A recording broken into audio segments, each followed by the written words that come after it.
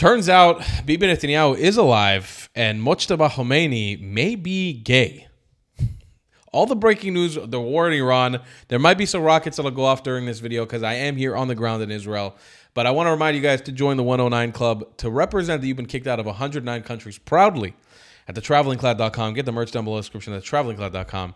And let's just jump into this Iran war update. Here we go. Here's all the stuff. President Trump just gave the perfect answer. Let's take a look-see.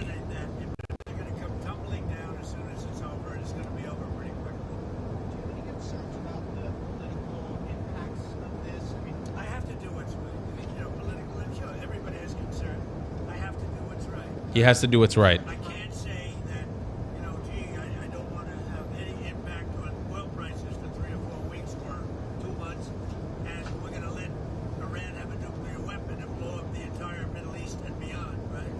Because, they were going to blow up the Middle East. If I didn't terminate the Obama horrible deal, the Iran nuclear deal, it's called, if I didn't terminate that in my first term, they would have already had a nuclear weapon, and they would have used it immediately upon getting it. And if I didn't send in the B-2 bombers to bomb the hell out of it and obliterate, and that's what it was, we obliterated that site. It's absolutely correct, by the way. This is what I was interviewed about on CNN when I was invited on CNN recently. They're like, what about the oil prices? What about this? I'm like, listen. The world's going to have to take a bit of a hit with the oil prices for a little bit. But they always end up stabilizing again because you can't sustain this massive. Nobody can sustain it. Iran can't sustain the pressure of the high oil prices. Nobody can sustain it. And if you think that Iran can sustain this war of attrition where they're gonna eat out America, what are all the Gulf states gonna do exactly? They need to sell their oil too through the Straits of Hormuz. They're gonna get involved in the fighting and bring down this regime. Eventually, their backs will be against the wall right now. Right now, I got to be honest with you. I've been a little disappointed in the Gulf states. They are pussyfooting around the topic quite a bit. Would be nice to see them get involved already, but they're not. And whatever. We respect their decisions to be peaceful or whatever the hell that means. Sorry, I'm just looking at some alerts. There might be rockets coming out right now. But you would like to see them act up a little bit and actually get done what they need to. Trump briefed that Iran's Supreme Leader Mojtaba Khamenei is probably gay, and the president's priceless reaction. Wait, is there more to this? I don't know if I should have clicked that link. Trump briefed that Iran's Supreme Leader Mojtaba Khamenei is probably gay and president has a priceless reaction. Okay. Thank Jesus Christ, man. I hate these articles. They're so frustrating to click on. Screw it. Whatever. You ruined it. We won't click on it anymore. Screw you, New York Post. Here is another Bibi video just released by the Prime Minister himself. Let's take a look. He's here with Shir and Shir. He's saying it's so beautiful here.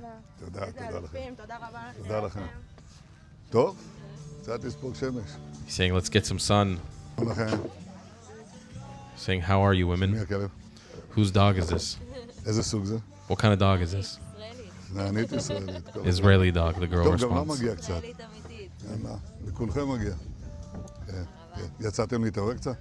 He's asking if they came out to refresh themselves a bit. Saying, look at Jerusalem. It's nothing more beautiful than that. Nothing more beautiful than Jerusalem. זה היה במטוס. תמסרו לו דש. איזה יופי. שלום. שלום לכם. גם אתם ירצתם קצת להתעורר? He's not the most charismatic, I have to be honest. כמה צעדים מכאן, נכון? יופי, זה הכי חשוב. מצוין, זה בדיוק. את אמרת הכי טוב. הציבור מבין את העניין. Saying the public understands the idea. מה ששיר אמר ואת? שיר גם.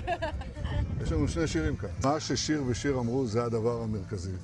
צריך להבין, זה דורש אורך רוח, אבל זה גם אפשר לפעמים לצאת לרוח. He's saying that the sacrifice that the nation of Israel is making right now, it's amazing that the whole nation understands, and we need to just kind of, muster up, do what we need to do, and every once in a while we can go out and breathe. להתאוורר.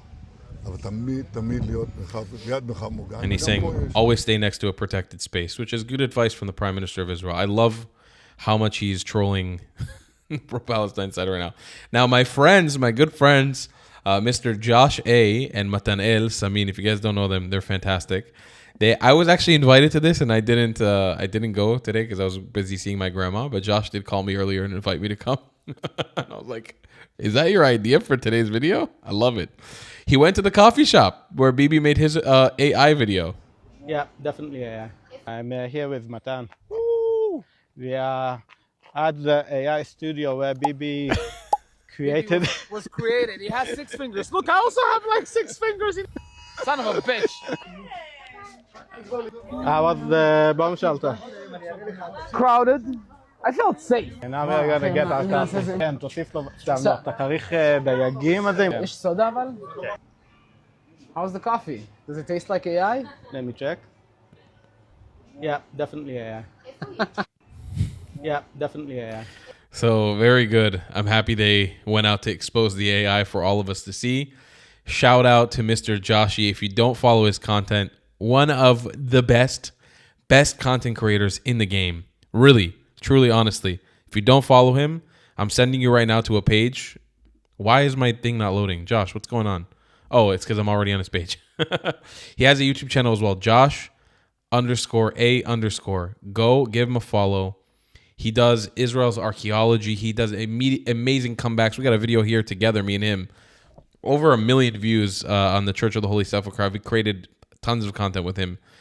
He's incredible. So go show him love and let him know the Clat sent you. We love him very, very, very, very much for his incredible contributions to the Israeli media apparatus. We love him.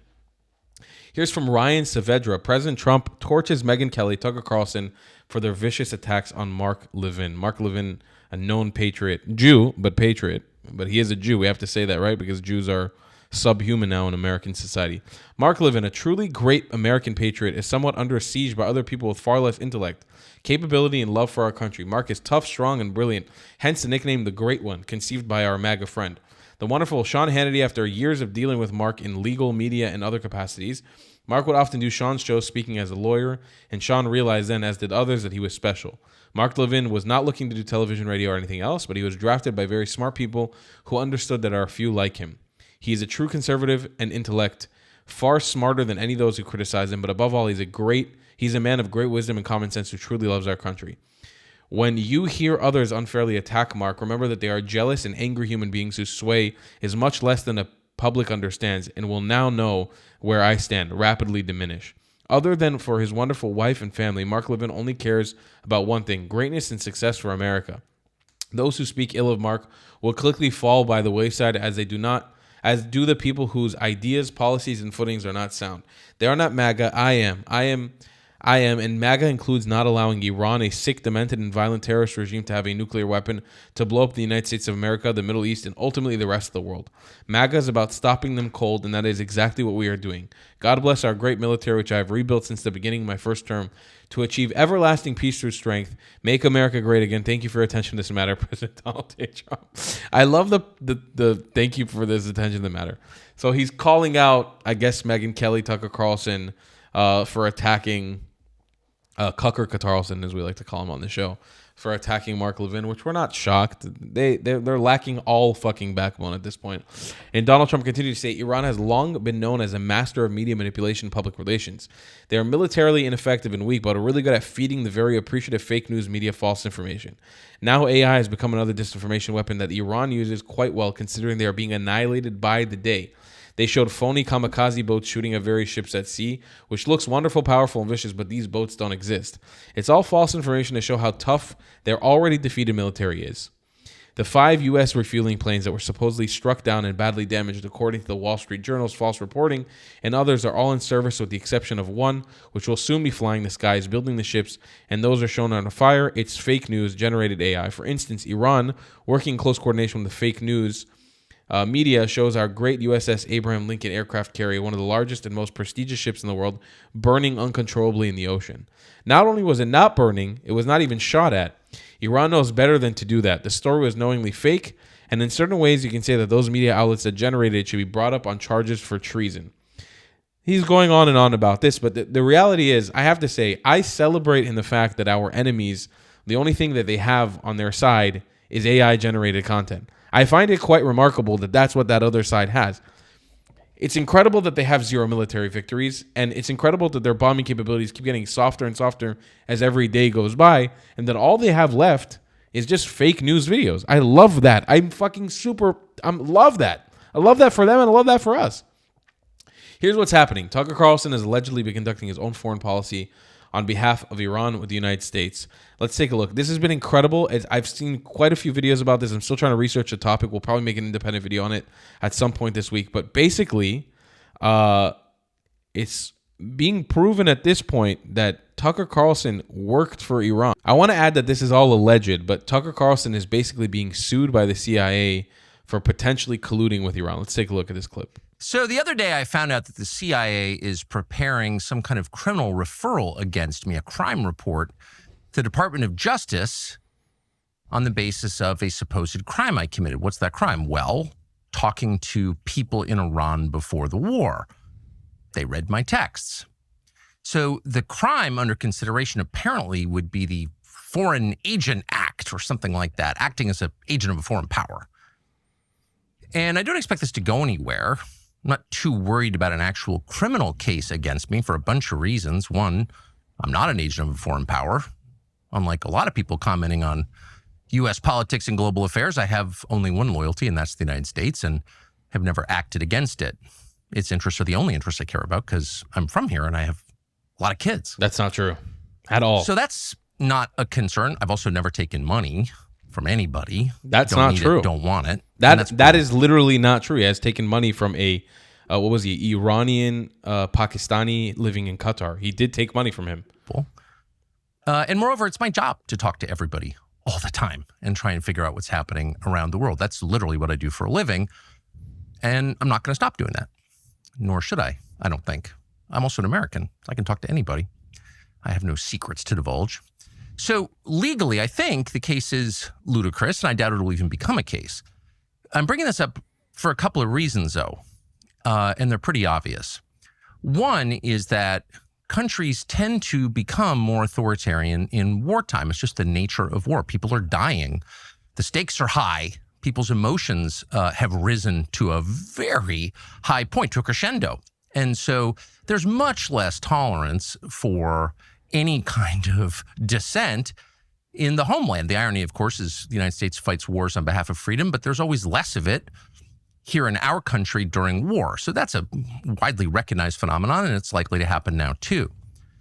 Another point to make that is worth knowing is that the USIC, the intelligence agency, spy on Americans. Now, you probably knew that, and it's been revealed a lot, including by Julian Assange and Ed Snowden, both of whom are threatened with death for revealing it, but everyone knows. So in short, he fucked up, and now he's trying to safeguard himself. Now, that wasn't a risk from the Israeli standpoint. That was the point. That was the point. They wanted to diminish the Gulf, and in 2 days they have. No, they haven't. And I think anyone who likes decency and order and cleanliness is hoping that the Gulf will recover. The Gulf is not a threat to us.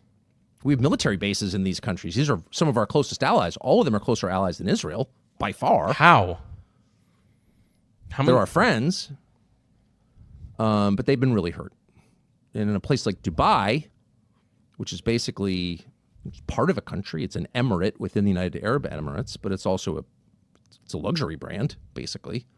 People go to Dubai because it's beautiful and rich and clean, and above all, because it's safe and orderly.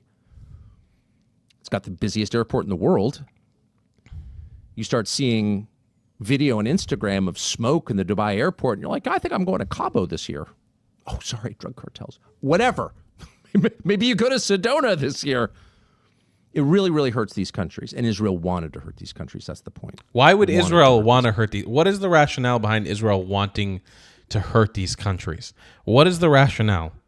Why, when Israel and the United States of America launched a preemptive attack on a nation who has on a regime inside of a nation who has a desire to start lobbing nukes at them, why in the world? What does Israel benefit by it? By them? I don't understand your logic. Your logic doesn't check out. None of your logic checks out. What? It's not like Israel gets its tourists. It's not like Israel gets anything out of that equation by them being weaker. It doesn't make Israel any stronger. What are you trying to say?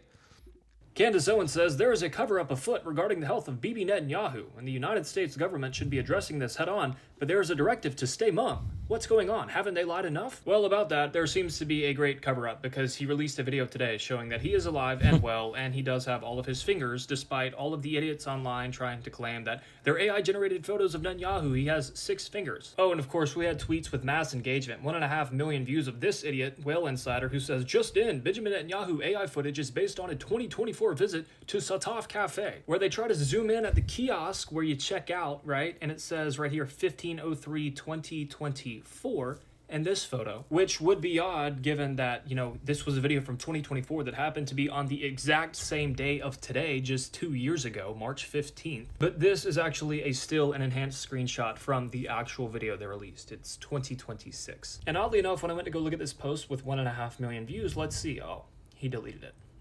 Let's back out. Let's go back in.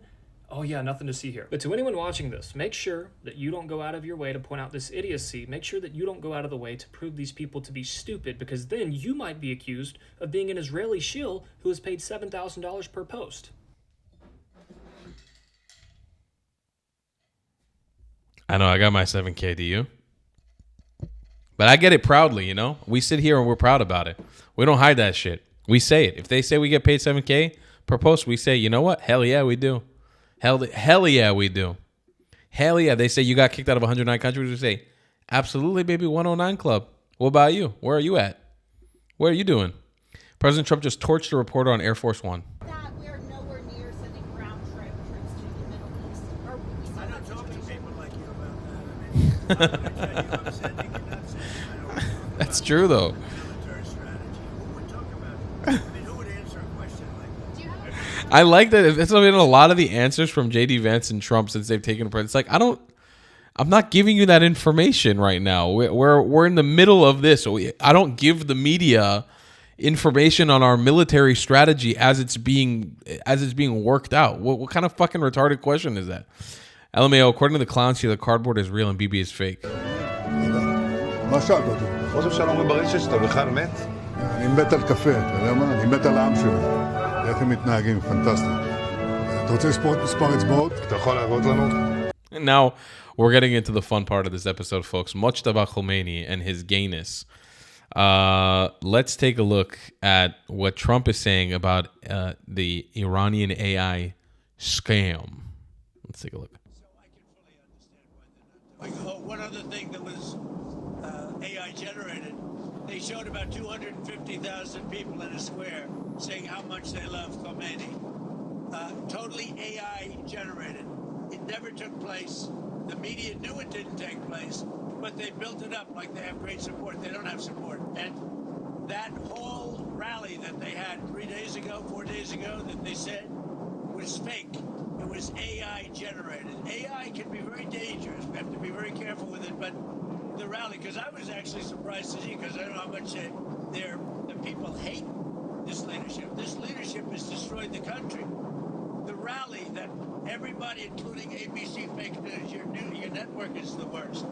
But everybody put that rally on, so I can fully understand. Yeah. Yeah, they're desperate. They're desperate right now, the Khamenei regime, to do this. They're desperate right now to show the IRGC, to show that they're still alive, and that they're still kicking. But the reality is, we're looking at a gay supreme leader who Trump believes may not actually even be alive anymore. Take a look at this. And let's get straight into Operation Epic Fury. Israel says they expect the fighting to last at least 3 more weeks as Iran ramps up retaliatory strikes on its neighbors in the region. Let's go to Chief Foreign Correspondent Trey Yinks. He's live from Tel Aviv with the latest. Good morning, Trey. Yeah, hey, Lawrence, good morning. The Israelis and the Americans are going after new targets today across Iran, striking the capital city of Tehran and a variety of positions in western Iran. They're putting new pressure on the regime, and we heard from U.S. Central Command this morning who indicated that more than 100 Iranian Navy vessels have been taken out since Operation Epic Fury began just over 2 weeks ago. Into the third week of this operation, you can see some video here from the Iranian capital overnight. Black smoke rising from the horizon after a significant strike there. Again, not only the storage facilities of Iranian missiles are being targeted, but also the production lines to prevent the Iranian regime from rearming. As these strikes continue, they are expected to intensify in the hours and days ahead. International focus does remain on the Strait of Hormuz, where the Trump administration has indicated they're calling on other countries around the world to participate in pressuring the Iranians and allowing the safe passage of vessels. This is where 20% of the world's oil passes through on a regular basis. President Trump was asked this weekend about that possible coalition. Talking to countries about policing the straits, because they are the ones, we don't get oil, very little, 1%, 2%. China, as an example, gets about 90% of its oil from the Hormuz Strait. Nice to have other countries police that with us, and we'll help. We'll work militarily. As the United States and Israel put this pressure on Iran, there are still ongoing attacks against Israel and Gulf countries. There are far fewer due to the fact they've been quite successful in hitting the launching positions of these ballistic missiles. There was a number of impacts in Israel on Sunday. You can see in this aftermath video here the result of a cluster munition that wasn't launched toward a military target, but rather the civilians of Tel Aviv. The Iranians still talking tough, and we heard this weekend from Iran's foreign minister who said this. I think our armed forces have already answered that they would retaliate if our oil and energy infrastructure are attacked. And they will attack any energy infrastructure in the region which belongs to an American company or an American company is a shareholder. So the reaction would be clear. The reality is the Iranians are already targeting civilian infrastructure all around the Gulf. But as this is taking place, the Israelis are looking to the east, but also to the north, to the Iran-backed Lebanese militant group Hezbollah. You can see some strikes here that took place in the aftermath in the Dakhia neighborhood of southern Beirut. We also learned overnight Israel has formally now launched a ground operation into southern Lebanon to bring the fight against Hezbollah. This is described to Fox News as a limited operation at this point. Reports do indicate hundreds of thousands of Israeli reservists could be called up in the event of an expanded maneuver. Guys? So far, Hamas is staying out of it, even saying some things that that they're distancing from the war specifically, right? Yeah, there are a number of regional proxies in the area that actually haven't yet gotten involved in this war.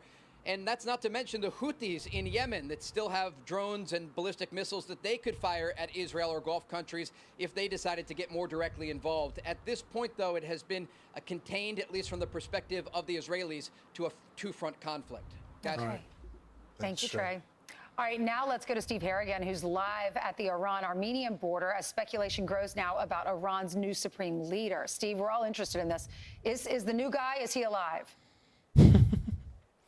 That's really the key question. Is this 56-year-old Mojtaba al-Sadr alive, Mojtaba al-Khamenei alive or not? Certainly, President Trump has raised the issue.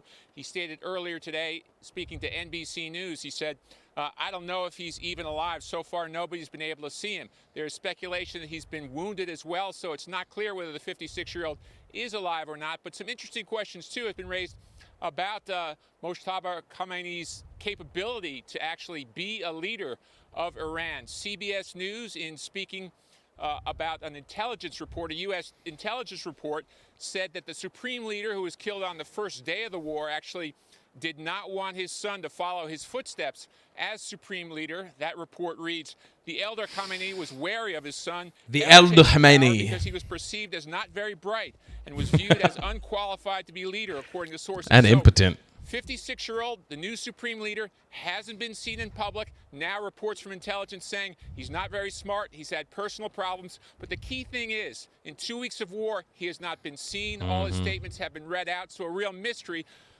surrounding the 56-year-old who's supposed to be in charge. Guys, back to you. Yeah, Steve, I also heard reports that they think he's gay. And what would that be like to be a gay guy in Iran and be a leader?